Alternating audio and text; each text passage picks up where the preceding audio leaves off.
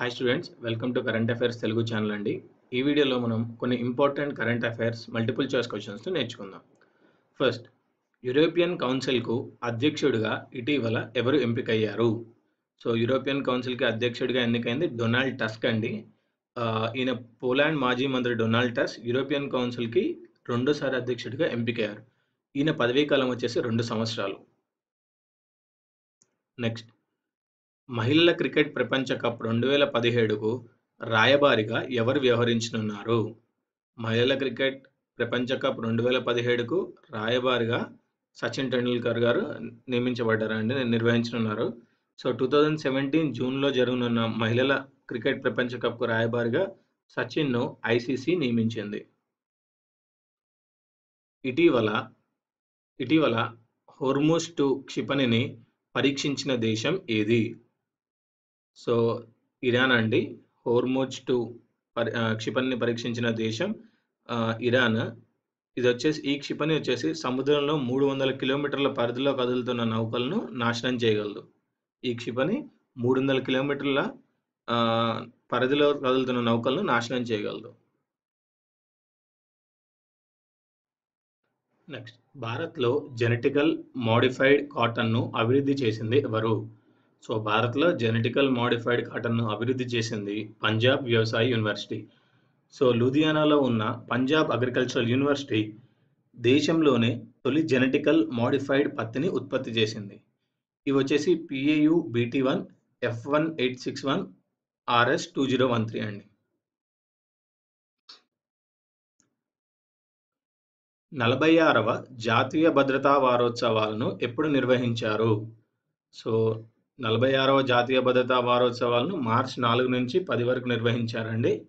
So 1966 March 4న national safety council of ఇండియాను ఏర్పాటు చేశారు. ఈ సంస్థ 1972 నుంచి ఏటా మార్చి 4 నుంచి 10 వరకు జాతీయ భద్రతా వారోత్సవాలు నిర్వహిస్తుంది. So national safety council of ఇండియాను ఎప్పుడు ఏర్పాటు చేశారండి? 1966 మార్చ్ 4న. సో అప్పటి నుంచి అంటే దగ్గర 1966లో ఎస్టాబ్లిష్ చేసిన తర్వాత 1972లో నుంచి ఏటా మార్చ్ 4th నుంచి 10th వరకు జాతీయ భద్రతా వారోత్సవాలు నిర్వహిస్తున్నారు. దేశంలో అతిపెద్ద ప్రవాహ సోలార్ ప్లాంట్ను ఎక్కడ ఏర్పాటు చేశారు? కాయంకులం. సో కేరళలోని కాయంకులంలో ఉన్న Rajiv Gandhi combined cycle power plant వద్ద తేలియాడే సోలార్ ప్లాంట్ను NTPC ఏర్పాటు చేసింది. నీటిపై తేలియాడే ప్లాంట్ వల్ల నీటి ఆవిరి నిర్వహణ వ్యయం తగ్గుతుంది.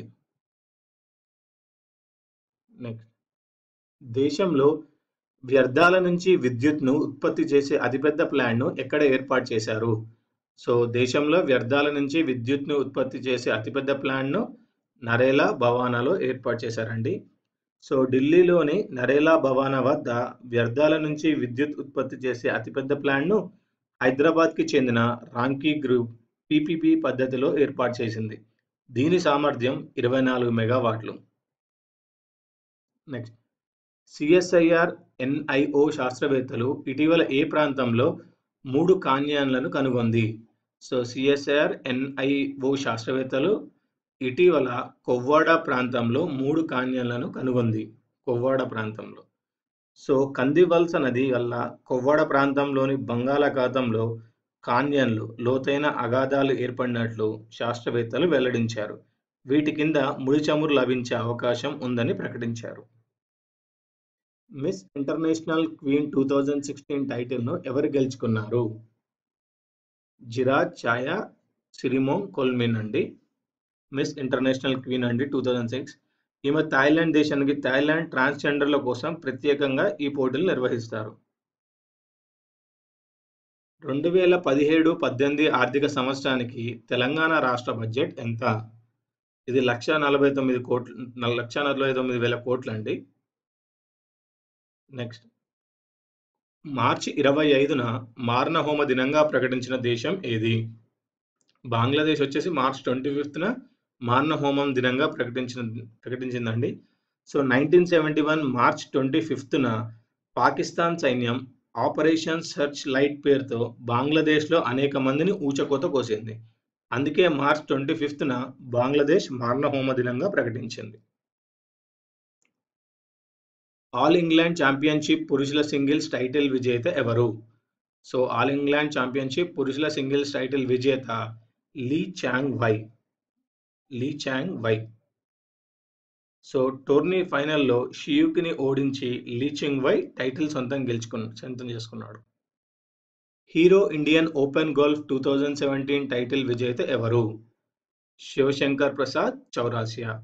So, Hero Indian Open golf టైటిల్‌ను వరుసగా రెండోసారి గెలుచుకున్న తొలి భారతీయ గోల్ఫర్ శివశంకర్ ప్రసాద్ చౌరాసియా. ఈ టైటిల్ కింద $2,91,660 నగదు పురస్కారం లభిస్తుంది. ఇవన్నీ ఈ వీడియోలోని important current affairs multiple choice questions. ఈ వీడియో మీకు నచ్చినట్టయితే లైక్ చేయండి, సబ్స్క్రైబ్ చేయండి, షేర్ చేయండి. వచ్చే వీడియోలో మరికొన్ని ఇంపార్టెంట్ కరెంట్ అఫైర్స్‌తో కలుద్దాం.